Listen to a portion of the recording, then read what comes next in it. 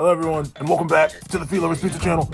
My name is Troy. I like to read books, and welcome to another new comic book day vlog. I hope everyone's doing well. Me? I'm okay. Living life, I guess. It's not as cold as it used to be, but it's still pretty freaking cold out. I'm excited to get this week's books, as I am always. It's a bit iffy.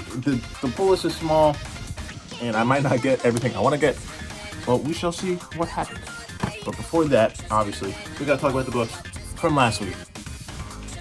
I didn't do much reading. I'll be completely honest. I'm real busy. But I did read everything from last week. There's some trades and like manga volumes I've been trying to read. I've been busy and have not been able to get to them. But hopefully, I can do them before the month is over. Anyways. Let's get on to the books from last week. Hey guys, I'm sitting down now, which means it's time to talk about the books from last week. I had 5 pulls last week. Pretty solid amount. I usually have only between like 3 or 4 on average, so I was excited to get more, obviously.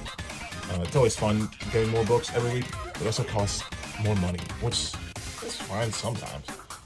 Other times not. Yeah. Kids out there, if you're watching, save your money. But anyways, we're done. 5 books. That's what I do all the time. And speaking of, let's start with the first one. Boom. Night Fight. Issue number 4. Written by Joshua Williamson and drawn by Dan Mora. This is the final issue of Night Fight. And I believe we're coming towards like the conclusion of DCKO as a whole. And I'll use this opportunity to just talk about the series as a whole now that it's over.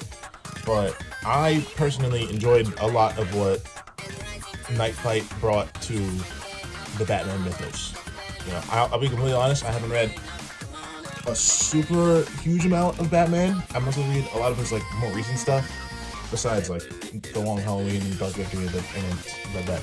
But when it comes to this, I like how, well, let's talk about this issue specifically. So this issue follows Mr. Bruce Wayne going to the perfected world of Damian Wayne, that the Heart of Apocalypse made, right? The whole point of the series is that Bruce has to deal with these versions of the world where all of his sons become Batman and how they turned out. And it starts off, let me just show this real quick. It starts off with this very cute page drawn by Alfred Wayne, Damian's son, really cute. And as it goes on, basically, Bruce is shown like how perfect this world is, and the fact that if he wants to go home and save the real world, he kind of has to kill all of them.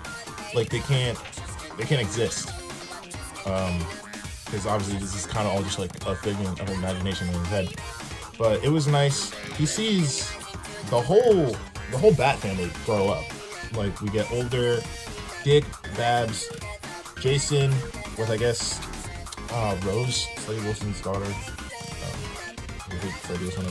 Tim Drake, Steph, Cass, Duke, the whole Bat people, and we see them grow up. He spends a good amount of time with them, all doing their own little activities. And as the issue goes on, he starts working on this Bat Box thing, which I believe will play a role some point in DCK. They didn't really explain what it would do. But basically, in order to get back, Bruce and Damian have to fight, and all the other Bat people show up. You know, it's nice seeing them. But overall, the issue is good, right? It ends with Bruce getting sent back to DCKO, which I assume will take place in the DCKO issue coming out today. But the thing I want to talk about really quick about this issue in particular, which I guess it also applies to the series as a whole, but a lot of people online have been very upset at the way certain characters are drawn in this book. This book is illustrated by Dan Mora, obviously a very well-known comic book artist in today's industry. But the specific panels that were pissing people off were ones involving the older versions of the Bat family, specifically the ladies, right? The biggest problem they had was Jason, Dick, and Tim, to some extent, are all drawn to be visually older. You know, they have gray hairs, they have wrinkles, blah blah blah blah blah. But the ladies don't have as much older features drawn onto their face, and that made a lot of people upset, which I can get. That I can understand, because I think ladies should be allowed to age in media. I know, like, a lot of people have this like obsession that women are supposed to look 25 for the rest of their lives, but like, I think it's cool. I think women should be allowed to age.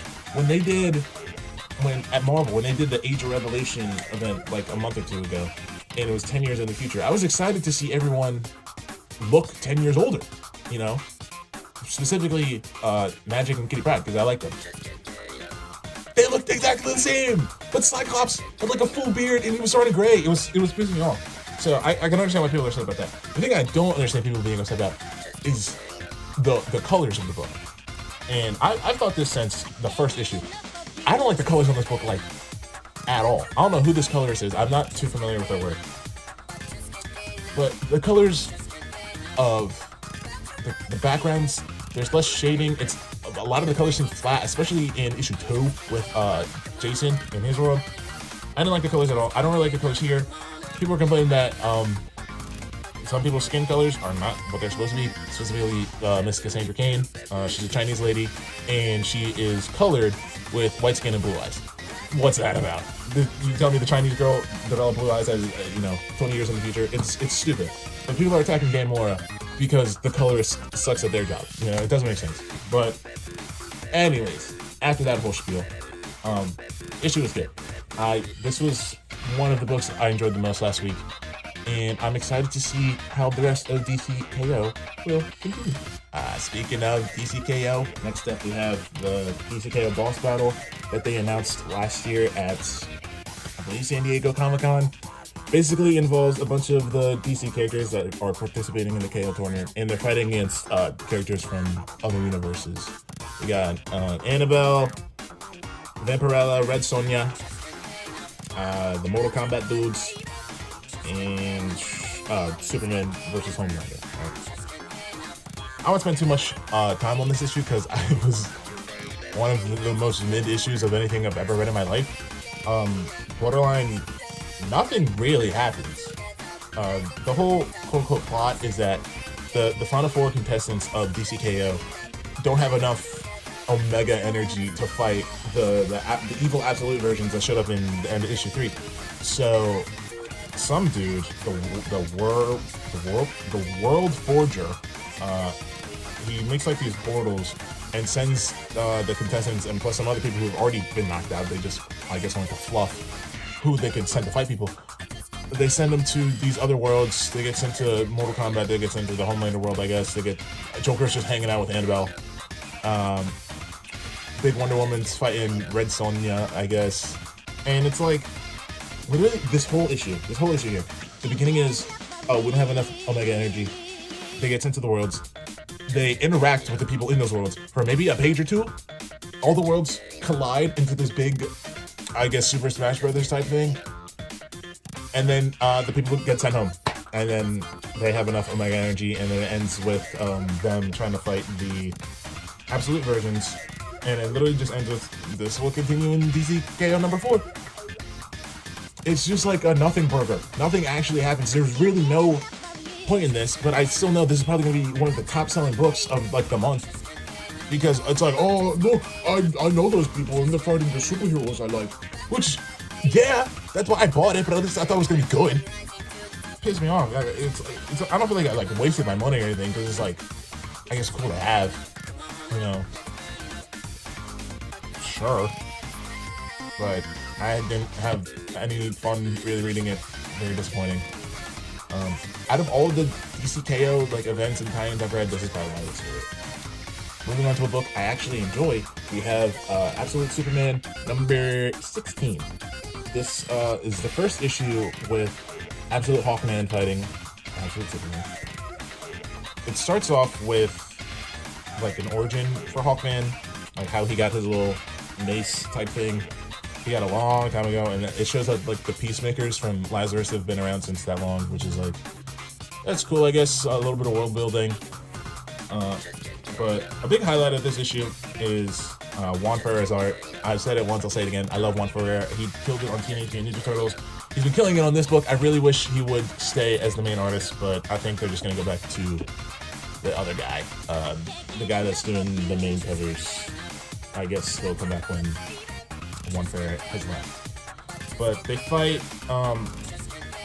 Hawkman basically gets mad at Clark for like trying to be a good hero, and he's like, there's like a certain order that this world goes by, and you're gonna ruin everything if you don't go with that order, which is good, because I feel like a thing about a lot of the Absolute books is they forget that this world is supposed to be terrible, and it's made from Darkseid's like energy, but every now and then they've got these little hints like, yeah, this world is skewed, this is not how the world's supposed to be, everything sucks, everything's terrible, but there's reason. And you know, they dive really into that in the Absolute Evil special, which is really good. But back to this issue, we get to see some more Lois. We also get the introduction of Absolute Perry White, which is very cool. They tease like the big Daily Planet building in the issue, but it's revealed that the Daily Planet is just a rinky-dink small office across the street that can't afford the big office anymore because no one's reading newspapers. But I liked seeing Perry White simply because this book has a major lack of anything from the Superman mythos, which is probably the biggest complaint people have. But it was nice seeing him. Another good thing that finally we see a Superman villain as Clark, or as Halal, and the Hawkman are fighting. They come across Absolute Parasite, which has a very cool design. And I'm very excited to see what that leads up to next issue. And speaking of next issue, which I guess they're just building up on this like B plot in the back of the issues, like at the end.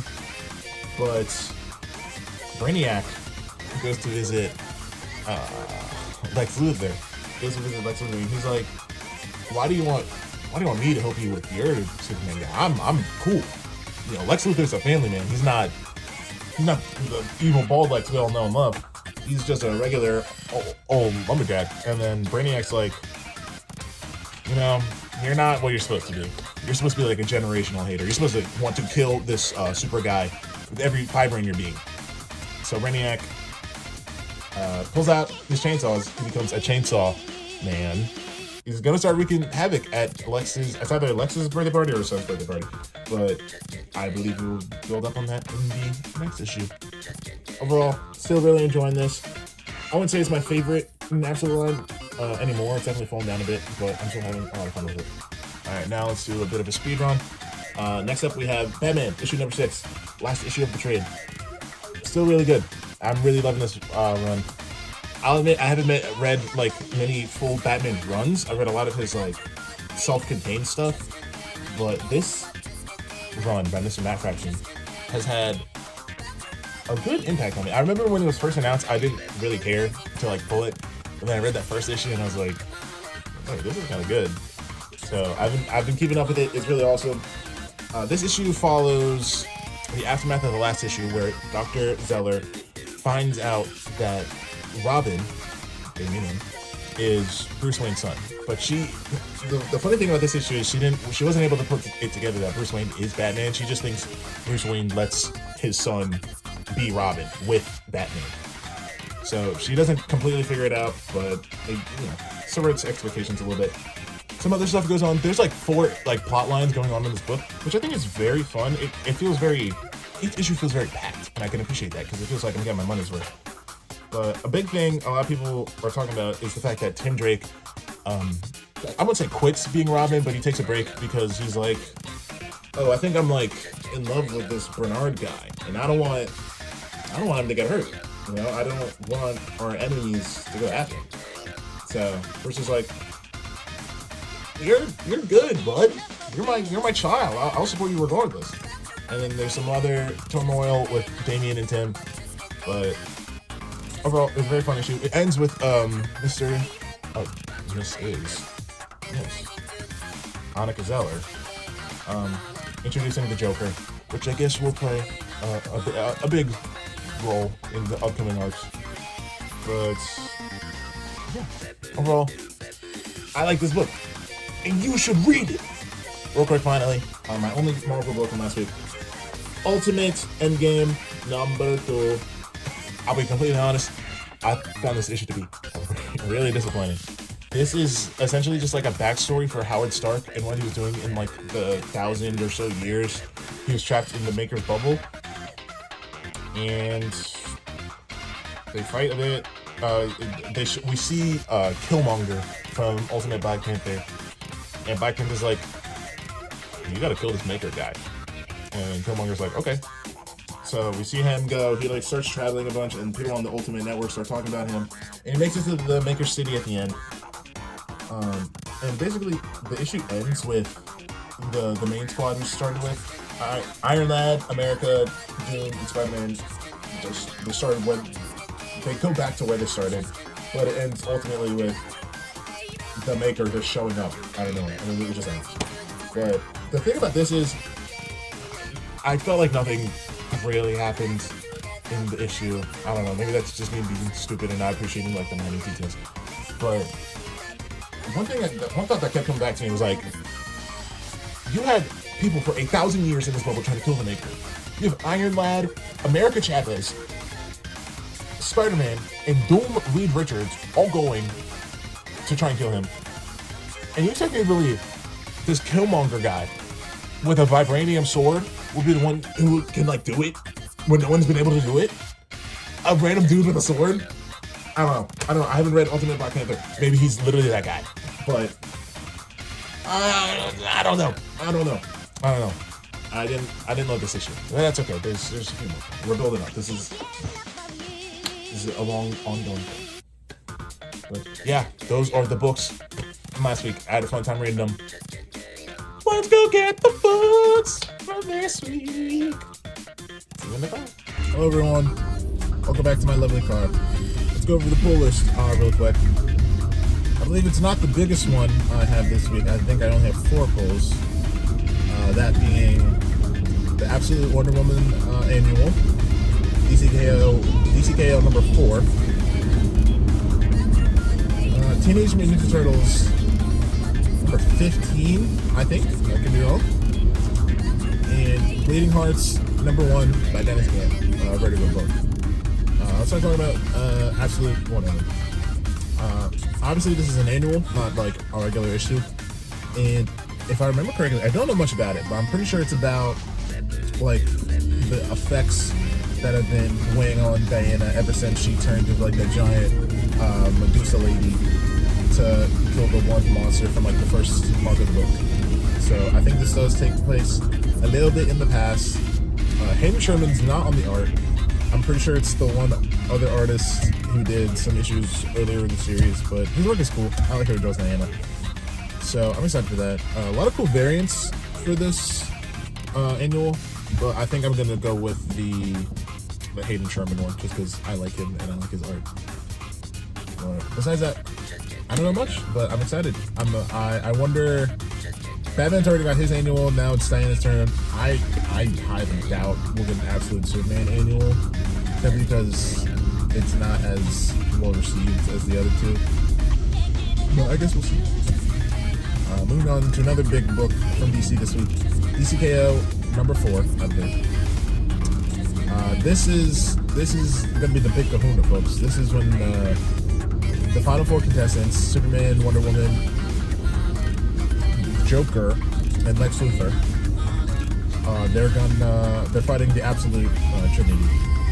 And I mentioned earlier in the video how they did the whole boss battle thing so they can build enough Omega energy to fight them. That was really stupid, but I guess maybe it'll play a role in this issue. I'm excited to see how it goes down.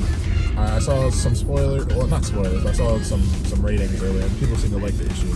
So I'm excited to see how it goes. My theory for DCKO is, when it first started and there was like speculations of who's going to win, I really wanted Zatanna to win because I think that would have been fun, and they could have took that into a very cool direction with her book, but maybe she's not as popular. And they did say this was a Superman-centric event, so obviously, not obviously, but it's very much looking like Superman is going to win. But my theory now, that the final 4 are Superman, Lex Luthor, Wonder Woman, and Joker. Superman and Lex are going to fight. Superman's going to beat Lex. Joker and Diana are going to fight. I hope Diana beats the shit out of the Joker because he deserves it. And I don't think she will hold back on him whatsoever. And then I think the final two should be Superman and Wonder Woman. But then another thing that plays into that is Batman's also coming back. So it's probably going to be the Trinity having like a big fight together. But I really like the idea of Superman and Wonder Woman fighting because they both like obviously are superheroes and I feel like they represent a lot of the same stuff. But I feel like Diana is a lot more blunt about things. Like she gets shit done. She's not sugarcoating anything. Obviously, Superman doesn't, I wouldn't say sugarcoat everything, but he's a lot more forgiving, especially with, like, humans, right? Obviously. Well, so I think, even though they want the same things, them having, like, a clash of ideologies as the final fight would have been really cool for DCKO. Well, I guess we'll see. Next up, Teenage Mutant Ninja Turtles. I believe this issue is when we're going to get not the reveal that the Ujimaji was Splinter, but the Turtles are going to see that it is Splinter. I said it before, I think they should have kept Mystery going a little bit more, but I don't know, maybe they'll work together as a family to stop crime in New York. They introduced like this witch cat lady the last issue. I don't know much about it, but she's getting a lot of variants for the next issue, so I assume she was a character that was prevalent in the previous Ninja Turtles run that went on for like 10 years. But I don't know too much about like the deep Ninja Turtles lore. I guess you'd call me a big fan, but I do want to read more of the comics one day. But I'm excited for Ninja Turtles. And finally we have Bleeding Hearts #1, written by Dennis Camp. If you know anything about comic books in modern day times, Dennis Camp is a name you very much should be familiar with. He's writing Absolute Martian Manhunter, all the Ultimates, and Assorted Crisis Events. He's got books at the big three publishers. They're all pretty good books. And now he's got another one for Vertigo, now that Vertigo's back. And he has the same artist that he had with an image book he made a few years ago called 20th Century Men. And I think the premise of Bleeding Hearts is cool, even though it's not like the most unique thing I've heard before. Like, oh, zombies regaining their consciousness and starting to feel like human things, whatever. But the thing is, I don't love the artist's work. It's not my favorite art style. But maybe I haven't read 20th Century Men, so I haven't been like fully exposed to it. I've only seen like certain drawings of it. But maybe I just have to like actually read the full issue, and then maybe it'll start to ground me. But I specifically want the Chris Bachalo variant because I'm a very big fan of Chris Bachalo. He did the interiors and the covers for Uncanny X-Men, the Brian Michael Bendis run. And I love Ultimate Spider-Man, and I love the X-Men, so I've been really wanting to read Brian Michael Bendis' run. I've collected like 7 issues. I just like the art so much by Chris Bachalo. So I've been collecting all the issues of Uncanny X-Men, and he doesn't work as often as he used to.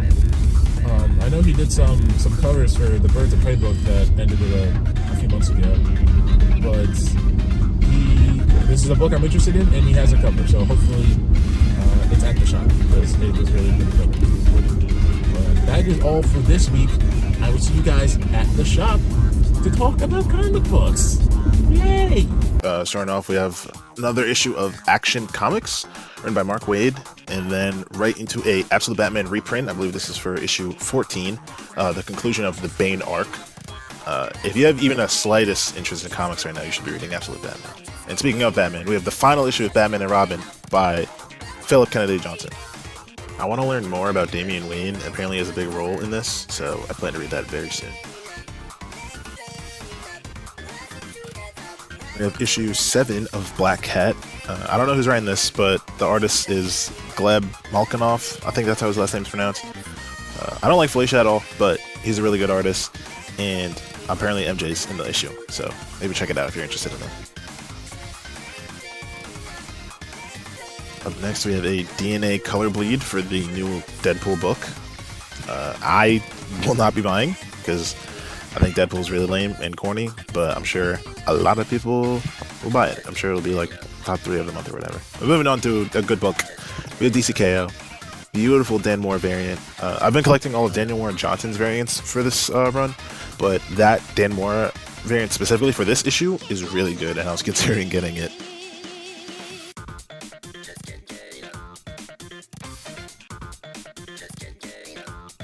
Now I have a book called Just Brutal. I've never heard of it, but it has a Jorge Corona cover, and it looked pretty funny. It's got a little gay black kid on it.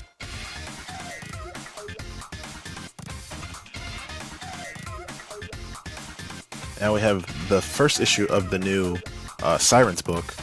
I'm not buying it, but that Black Canary cover was very nice. They all look very nice. Speaking of very nice, shout out Transformers. This run has been very good ever since Robert Kirkman picked it up.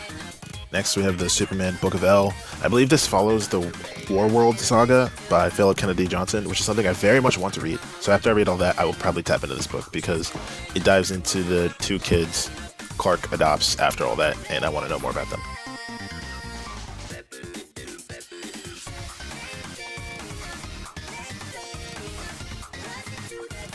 After that, we have the latest issue of Planet She-Hulk, which is a series I was really considering pulling, but I don't love the art. After that, we have a new Ultraman book, a new issue of Vampirella, and a new issue of Venom with another DNA color bleed. Shout out to Mary Jane Watson. We love you.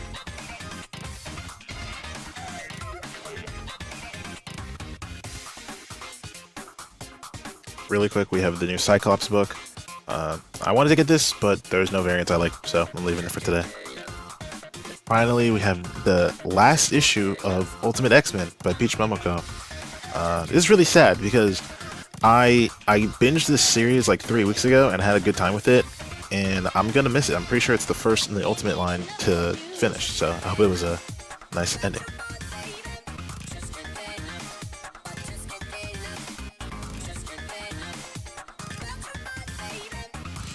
Hey guys, I'm back home now, so let's talk about the books I got. Here's the stack for today. We got a few small surprises in here, but I guess we'll get to it when we get to it. Starting off, boom, DCKO, number 4, Daniel Warren Johnson variant. I may or may not have already read this, and I may not have already enjoyed it, but we'll see. Only one more issue of that, so I'm gonna miss it.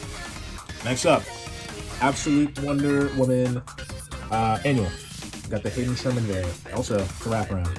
Got her suit in the back. But that was cool though. Next up, the Teenage Mutant Ninja Turtles, number 15. I believe this is the Kevin Eastman variant. I have a few of these. I think it's very cool that he still makes art for the Turtles, since he was one of the co-creators.